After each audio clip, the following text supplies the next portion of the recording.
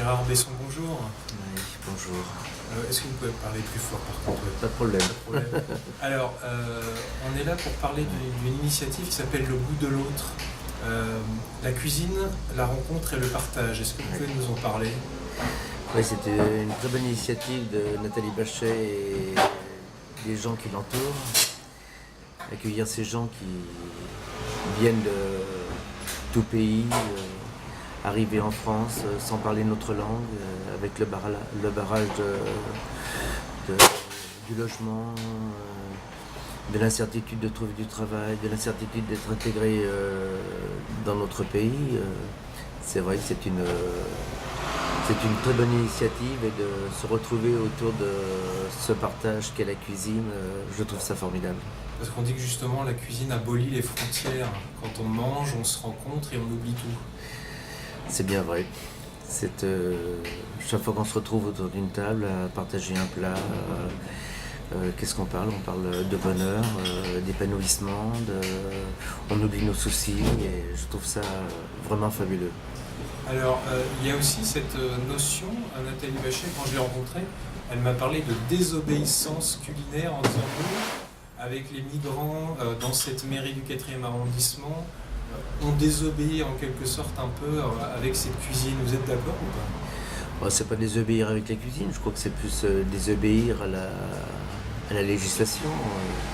Il y a que j'ai trouvé ça formidable qu'au sein d'une mairie où c'est la représentation de la nation, accueillir des gens qui n'ont plus rien, qui se retrouvent tout nus, sans papier, à pas pouvoir contacter parce que il y a la barrière de cette langue, et être arrivé à rassembler, à mettre en confiance ces gens qui arrivent sur notre sol autour d'un plat tout simple.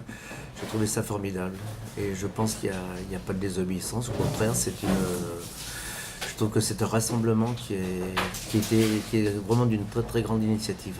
À tel point que vous les avez accompagnés, puisque de ces jeudis culinaires va naître un livre prochainement qui s'appelle Plat d'existence.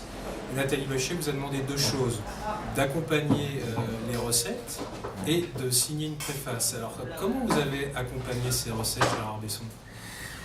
Oh, c'était très simple. J'ai avant tout gardé le caractère des recettes, le caractère de ces gens qui ont quand même une identité parce qu'ils arrivent de tout pays, ils ont là leur passé, leur petit passé parce qu'ils sont relativement jeunes, mais ils ont en eux encore la famille d'où ils viennent, ils ont leur culture, la culture de leur cuisine, des matières premières de leur pays et j'ai juste reformuler un peu les recettes, qu'elles soient lisibles pour le grand public et puis reformuler un peu les proportions. Autrement, j'ai gardé vraiment l'unité et cette personnalité dans et l'identité de chaque recette. Et vous avez montré aussi qu'avec 130 €, on peut cuisiner aujourd'hui pour 25 personnes et manger sain et bien.